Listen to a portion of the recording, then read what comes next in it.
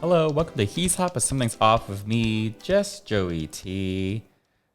I've got a fan. I hope you guys can't hear it. I've got a fan on the side of me here because it's pretty warm in my house and I can't, my AC is so loud for sure. When I had the home inspection done for this place, I remember I was walking back into the apartment to check the mailbox or do something. I don't know what it was. And my realtor and the home inspector person was in there. And the home inspector person had the panel down from the AC in the ceiling and it was running. And I noticed how loud it was. But I just assumed, well, the panel's down and maybe it was at max speed because the home inspector guy is testing the thing and pushing it to make sure it's okay. There's only one speed and it's like loud all the time. And I I wish for quiet AC units. Not that bad, but it's loud enough where when I'm in the living room, I have to turn up the volume on the TV for sure when the AC kicks in. When I'm sleeping, it's not that bad. It's actually the quietest when I'm in this room in the house right now, but it's just the furthest away from the AC. But because when I'm recording though, when I'm recording for YouTube, when I'm recording for the podcast, we need to keep the noise down. So I have to turn it off. So sometimes when I'm recording this, I'm sweating. But I have this fan, which is pretty quiet. So anyways, that was probably TMI. But I am in the middle of packing for my cruise. As you're listening to this, I am still on my cruise. Hopefully I made it. Even if I didn't, I think this is still going to go up whenever this goes up. But I was getting prepared to do everything before I went off on this cruise. It's in Europe. It's for 10 days. The annoying thing about going on vacation or going on a trip is the amount of chores you have and errands you have multiply because you have a vacation coming up. You have to do all your laundry. You have to clean up the house because you want to leave it dirty. You have to take out all the recycling, take out all the trash, run the dishwasher, wrap up this, do the dry cleaning, whatever, all this stuff. So there's like a bunch of stuff that I have to do. And I yesterday went out to try to fix my flat tire because I did my citizenship test earlier. And when I got back to the parking lot, the car beeped at me right away when I turned it on to say, you have a flat tire, but it's all the tires, it's got pressure sensors in all the tires. This stupid car that I've had, it's got so many tire issues. I really don't drive that much. I had worked remotely before, and now I don't have the 9 to 5. I walk to the gym now. I used to drive to the gym. This year, I've been walking to the gym because it's actually pretty close. There's no reason for me to drive, really. I drive when I go to the airport, or if I have to go somewhere further away, or when I get groceries. I really don't drive that often. On an average week, I drive once, and it's not very far. So to have driven so little and haven't had the car for that long, I have it for 2 years maybe. The amount of tires this stupid car goes to is like effing ridiculous. But I couldn't get the tire fixed yesterday due to complicated technical reasons that I will not bore you with now. So, but the new car comes in like 4 or 5 weeks. So I'm hoping the new car, I'll have much better luck with tires. And I just need to, when I'm back from the cruise, back from Europe, I'll fix the tire and then it will just go away. It will be traded in. So there you go. I'm not a very patient person. I went to this tire place that I usually go to that's a mile and a half, 10-minute drive, something like that. And I've been there 2 or 3 times. When you have cars, sometimes your tires puncture, you need to get a patch. Sometimes you need new tires because they're worn. So I've gone to this place a couple of times, and basically they said, well, because of this technical whatever thing, we can't patch your tire, but you could try a mom and pop shop or you go to a discount tire. Because I guess this guy knows the type of places that would like skirt the rules per se, or just patch it and not worry about the whatever. And I looked up the next closest discount tire was North Hollywood, I think technically, or on the edge of it. It'd be a 25 minute drive. And oh, by the way, my phone right now, I ran out of cellular data for the month, and it ran out a few days ago, and it renews on like this Sunday. So I don't have any bars. I can get phone calls and text messages, but I don't do either of those things on my phone. It's all about the internet. So I was doing this while my phone didn't have internet. So this guy told me this, and what he told me, the technical reasons why, I actually kind of knew. So again, I'm not going to bore you guys with all the technical car mumbo jumbo. So I wasn't mad at all, but I kind of sort of knew in the back of my head. I wasn't actively thinking about it, but I actually knew about that. But anyways, I didn't have internet. I couldn't Google look up anything on my phone. So this place was close to my house anyway. So I just drove back to the house, parked the car, got back to my apartment, and looked up the next closest discount tire place was 20 minutes. And I was thinking, I can get it fixed now and just get it over with, or I'll just have to worry about it when I come back. And this was 2 days before I was supposed to fly off to Europe. And I could have just done all the effort that day, but I just didn't want I didn't want to run that chore, that errand right at that time. And I was like, we're just going to have to deal with this when I come back. A lot of the times when I've driven to the airport, my tire has blown. So this time I'm going to take a Lyft or an Uber, which I'm very thankful for people that drive, lives in Ubers, and provide people with that service. Maybe taxi drivers don't feel the same way. And I think it's a great service for people to use, to be able to like get around. I think it's great. I much rather drive myself. I would rather rent a car and drive myself if it wasn't really more expensive, or if it wasn't so difficult to rent a car. I don't like being in a car with a complete stranger. When I was in Chicago for market days, previous years when I went to market days, I think we took Ubers and Lyfts everywhere. This year, partially to save money, I took the train everywhere, and it was actually surprisingly easy to just take the train. I don't know why we didn't take the train more often before. And it was only $5 for each train ride, which is cheaper than $20, $30, $40, $50 to get a Lyft or Uber or whatever. But I don't love the idea of being in a car with a stranger. Not because I think it's a dangerous thing, but I don't like to make small talk. I don't like to socialize. A lot of Uber drivers, maybe not a lot, but there's enough of them. A lot of Uber and Lyft drivers will make small talk with you. I remember one time I needed to take a longer ride I needed to take a Uber or Lyft to get to a car dealership because I just bought a car and I needed to pick it up. I didn't have a car. So I had to take an Uber. And the dealership was kind of far away. It was like almost an hour away. So I was in this car. I don't know how we got into it. This lady, somehow she started talking about politics. And that's the last thing. If you're going to make small talk, don't talk about politics during a presidential election year. You know what I mean? Like, I don't want to hear it. And it's not the type of conversation you can have light, pleasant conversation with any random person, at least not in the United States, in this type of political environment that we have right now. I just don't like the small talk. I want to sit back and relax and not say anything. On the apps now, though, I think you can select quietness. I think if you order the comfort option or whatever, there's an option to say you want a quiet ride. But I've heard from other people, the quiet option means that you don't want to hear anything, which means you're also telling the driver to like turn their music off.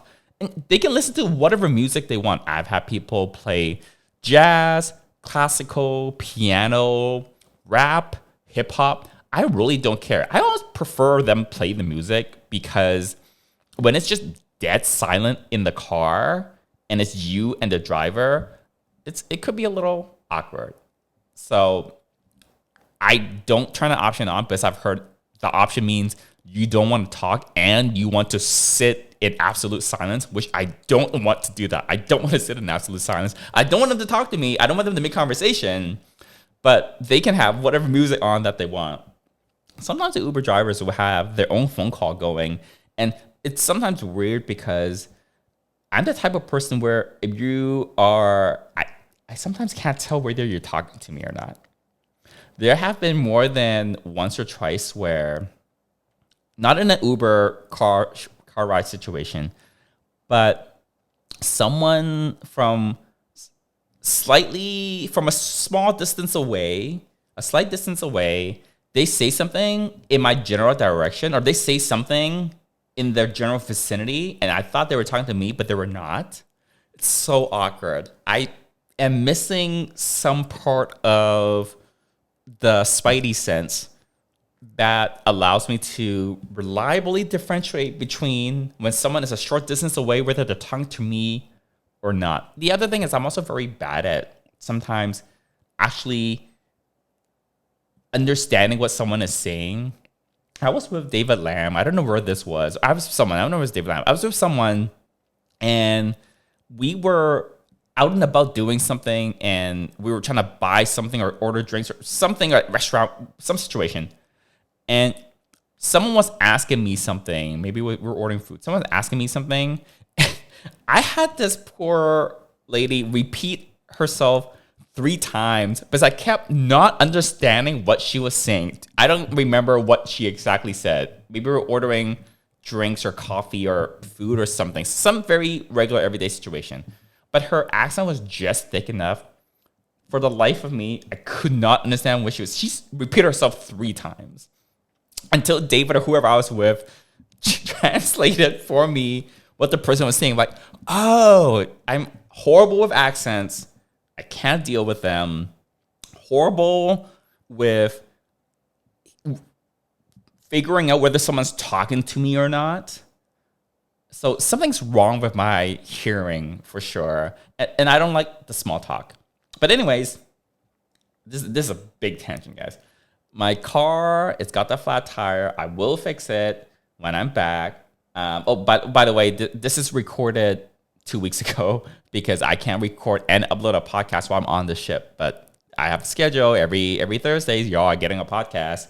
But I'm going to just take an Uber. Sometimes you get in an Uber and it's like not so nice inside. When you just get the regular Uber X or the regular Lyft, sometimes it's like a decent car. I've never been in, I was going to say I've never been in a dirty car, but I think once in a great while, rarely, I've been in a car that's not the cleanest. I wouldn't say it's outright dirty, but it's not been the cleanest. I was in Chicago a couple months ago with my friend to see the Trice concert. I mentioned this, the podcast the week after when I came back.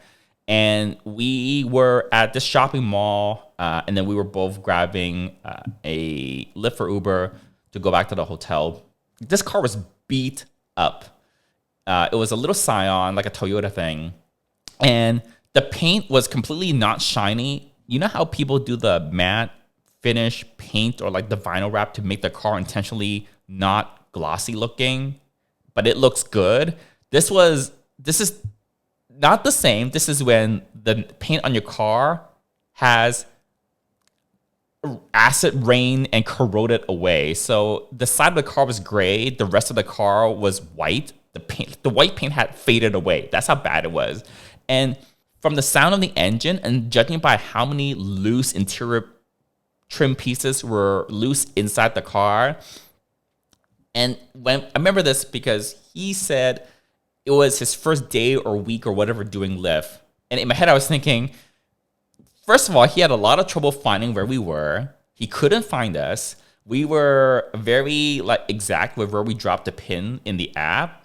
And he kept circling and circling. He couldn't find us. The second thing is his car was in horrible shape. This car would not pass an inspection for sure. If you got pulled over and the cops saw your car like that, they would be suspecting something fishy is going on here. And the third thing is we got in the car. He says something like it's his first day or week or whatever that he's driving. And the standard response was, "Oh, you're doing a great job, blah, blah, blah." In my head, I was thinking, this is not going to be a very long career as a driver for you if you can't just use your GPS and just drive to the pin. You just drop a pin on the road, just drive there. And the second, your car is in such disarray, it's in such like bad condition. I don't think you're going to get that many 5 stars, honestly. So yeah, I am going to get, it's not very money saving. I'm supposed to be saving money and not splurging on anything. Well, I mean, I'm going to Europe for a cruise. I guess that's kind of like being a hypocrite there. But I was gonna get slightly nicer Uber or Lyft. But when you go into the app, you can select a slightly nicer car, like a Lux or a Black or whatever. Sometimes you check because while we were in Chicago for that Trice concert, after the concert, we're trying to take a car back to the hotel, and the price for a Lux, like a nicer car, was actually a little cheaper than the regular ones because everyone got it from this concert, from this giant arena, like thousands of people. Everyone called a regular Uber X or regular Lyft. And because everyone was trying to get a regular car, the prices for those spiked up. No one thought to get the Lux or the premium option because most people don't. So I was scrolling through the app to get a like nicer car was $5 or $10 cheaper than get the regular one, and it was going to be, a shorter wait. So yeah, so sometimes, especially if you're coming out of a crowded situation, make sure you check. But sometimes the more expensive options are cheaper and faster. So there you go. My flight's not too very late at night, and I just want a nice, relaxing, peaceful, minus small talk, start to my vacation trip. I have to hop on 3 planes to get to Europe. I'm going to be in transit for a long time, so I want it to be a nice, peaceful start. So I'm thinking I'll get the Lux option. I'm going to maybe have to toggle that quiet ride, whatever thing. Headphones on. Sometimes they just talk to you. I need my headphones on. And because my phone doesn't have bars, I'm going to be just listening to music in the car, I guess. Yeah, so there you go. I was going to go to one of the airport lounges and get food there. But I have access to certain lounges for my credit cards and frequent flyer status or whatever. But they close at 10 and I couldn't. But they close at 10 and my flight is like midnight. But if you ever been at a busy airport and sometimes you see lines for something random at the airport. In airport, you don't see a line unless it's TSA or at a gate. So if you're especially in a larger international airport and you see a random lineup that's not for a gate and not for TSA, it's probably for a lounge because airport lounges are so crowded now. I was in Denver International Airport. They have an Amex lounge there, and I like going to the Amex lounges. They're some of the better lounges. Denver Airport is a very busy airport. It's a massive airport. And I transited through there 2 or 3 times recently, earlier in the summer. And the first time I went there, I did have some time to kill, but not a lot. Went to the Amex Lounge, and they had started doing a wait list. So basically, they get your phone number, they text you. When they have a spot available, they text you back. I didn't have enough time to actually make it back because I only had 45 minutes before my next flight. It wasn't enough time to wait all that, be on the wait list and do all that, and still have time to go into the lounge and do anything useful. But the second time I went back, did the wait list thing again.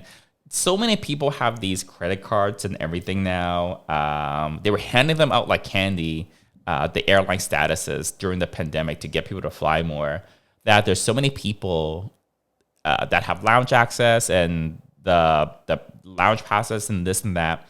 Sometimes I just find a quiet area of the airport. I find a gate where there are no flights coming up, like an empty gate, and I just chill there. If you don't have lounge access, I will tell you, if you find an empty gate or like a quiet area in the airport to chill out at, that is likely more peaceful and a more luxurious experience than trying to find a seat in a busy lounge. Because you go into a lounge when it's busy, there's a line up, first of all. God knows how long you're going to wait. Second, you go in, it's completely packed. Yes, there's like food and drinks in there. The national lounges have free alcohol, like open bar kind of. They cut you off. You can't just drink 20 shots or whatever. But it's open bar and they have hot foods and they've got cookies and fruits. That kind of stuff. That part of it, the food and drink part is very, very nice. But God help you, you need to find a place to sit down to have that drink or to eat that free food. If the lounge is very busy, the seating is going to be very difficult to come by. So a lot of times I don't even do the lounges. So for the people that don't have lounge access, that are jealous, don't. Because I have access to a decent amount of lounges when I travel now, depending on where I'm going, if it's international flight, what airport I'm in. Half the time I don't go because I would rather just have more space, and you have more space if you just find an empty gate to camp out at for like a couple hours. No, there's no free food when you just do that, and there's no free drinks, but it beats lining up for 30, 45, however long it is to get into a super busy lounge just to get the free food, but then having to like find a tiny little nook to eat it in, assuming they even have free seats, right? So the lounge experience is not what it used to be, and it's not what it's cracked up to be now, unfortunately. All right. I've been watching a lot. I mentioned this before. I've been watching a lot of HGTV. It's the thing I put in on the background. I put YouTube on in the background as well. But when I'm preparing to go on to a long flight, I try not to watch anything on YouTube because anything I want to watch on YouTube, I put onto my tablet and I'll save it for when I'm on the plane. I mentioned a couple of podcasts ago, I mentioned the Heartstopper, which is a TV show on Netflix. Season 2 just came out. And I was obsessed with the first season. I mentioned it and I downloaded it onto my tablet because I was going to watch it when I was flying to Market Days in Chicago a month ago. And I didn't end up watching it.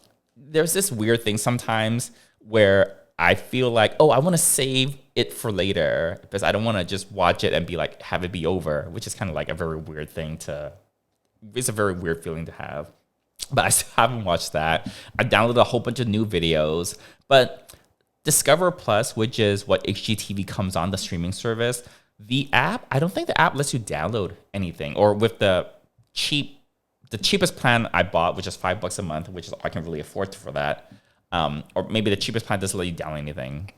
So I'm like, okay, I'm packing for my flight and everything. There are movies and shows and stuff that I can download that I will save for when I'm flying, and with the long layovers and long flights, I'll save that to watch there. And I'm going to watch something that I can't download, which is HGTV, which I watch a lot of anyways. I love watching HGTV.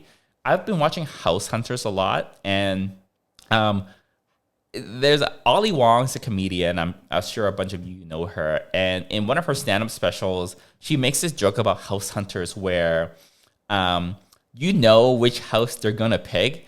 It's whichever house Deborah wants. As in, it's whichever house the wife wants, F the husband, right? And it's kind of a fun game to watch the show, like watch House Hunters and decide which house they're going to get at the end. But my favorite show is the ones where they do the remodels. I would love to find a fixer-upper. This is not compatible with my current financial situation right now, but I would love for one day in the hopefully not too distant future to be able to buy a fixer-upper, like a completely rundown house that just needs to be gutted, hasn't been renovated ever. It's built like 50 years ago and everything needs to be remodeled, basically. I would love to find a fixer-upper, gut it, and then just do it exactly how I would want it. I think that would be so much fun. And I think that puts a bunch of equity in the house as well if you do it right. But that takes a lot of time. In HGTV, in TV land, they build a whole house. They can remodel a whole house in 2 to 3 months. And that's with TV magic. And with like HGTV, I'm sure when they do these shows where they got a whole house and remodel the whole thing, obviously you're only seeing 30 minutes or an hour of that remodel. But they tell you what the timeline is. It's 7 weeks or it's 3 months or however long it is, I think that's a very accelerated schedule because for first of all, for TV, they need to record and do a certain number of houses, basis one house per episode, and they need to do enough houses in a short enough amount of time to be able to come up with new seasons of all the shows, right? But in the real world, I think it's not 3 to 4 months to redo a whole house. It's 6 to 12 months. It takes maybe even upwards of a year to have like a big remodel on a house. But I would love to be able to pick the countertops that I like. I'm on quartz. I would love to pick like even little nitty picky things like the type of light switches that are to be installed, the type of windows, the type of doors, things like that, which is like the really geeky part of me. I would love to be able to build my own house in sometime in the future. I would love for that experience. One of my good friends in Sydney, he just did that. He bought a kind of sort of ran down house. There's actually a funny story about that. When he first bought that house, it was before the pandemic, and I visited for Mardi Gras, which is kind of sort of like the Sydney Pride. For Sydney Mardi Gras, I visited there, and his house has a bunch of, it's like a row house. It's got a bunch of levels, and I actually slept with him, not have sex with him, but I shared a bed with him. But he had a whole bunch of people visiting. The whole house was full of visitors, and we're good friends. So he got a king size bed. So like I just like slept in his bed with him.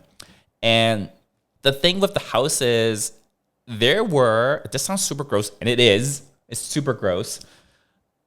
There were cockroaches in the house. No joke. I'm not kidding. Like literally, there were cockroaches in the house. I remember during the day we'd be hanging out in the kitchen, and once in a while there'd be a cockroach that like crawls up into the counter. And I hate cockroaches. Like cockroaches is probably like one of the things I hate the most because I think when I grew up, sometimes we had cockroaches because we grew up in Hong Kong. It's like a hot, humid climate. It just sometimes you just see them, right? In like dry, cold climates, you don't see them as much, but in warm, humid climates, you see them more often. So I think I got really freaked out seeing them as a kid, so that probably didn't help.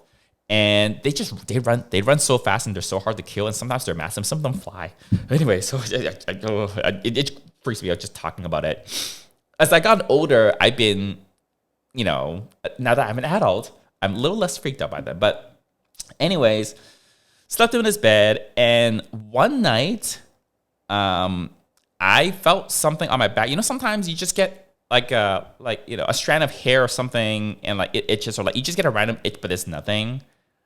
But long story short, I was sleeping in his bed, and it was in the basement, and there was a cockroach that was crawling on my back. So basically, something was definitely crawling on my back, and like I woke up and I got completely freaked out and like brushed it off my back. And when I turned around, the cockroach had crawled off the bed by then. But like I was so freaked out to have a cockroach crawl my back, like when I was sleeping in bed. It was like so horrible.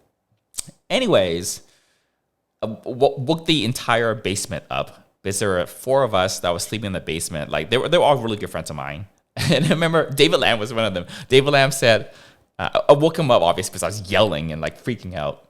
David Lamb's like, he's half asleep. He wasn't trying to shade me or make it funny, but I think he was just half asleep and he just said something, whatever was the first thing on his mind. What he said was, "Oh, why do you have to be so dramatic?" in his half asleep state. But anyways, his house is completely redone now. Throughout the pandemic, I think he got the permits and everything. He got it together. And when I first visited his place, it was like a few years ago before the pandemic. But I visited him again, also for Sydney Mardi Gras earlier this year. And his place, it just got finished in the winter. It's completely done now. No cockroaches. The insect situation is completely taken care of. But he did what I wanted to do. Basically, he got a house that needed a lot of work. He gutted the entire place. And from the outside, it looks the same, but the inside, it's like completely redone. Like every piece of drywall is new, every light fixture is new, every floorboard is brand new, every towel in the shower and the kitchen is brand new. It's got like a super nice place. It's done like a very modern way, which is also the way I would love to do it. Very modern, a lot of wood accents, which I love. Really nice kitchen, really nice bathrooms. So I would love to be able to do that. So if you want to help me achieve that dream, maybe you can. I just need some money. I think I need to maybe get back on that 9 to 5. That's really the dream that I have. But anyways, thank you for listening to another episode of the podcast. Again, I'm in Europe, assuming I didn't miss the cruise ship, on my cruise right now. But next week, we will return to regularly scheduled programming, and I will have an update on the cruise and stories for Europe for you. Until next time, bye.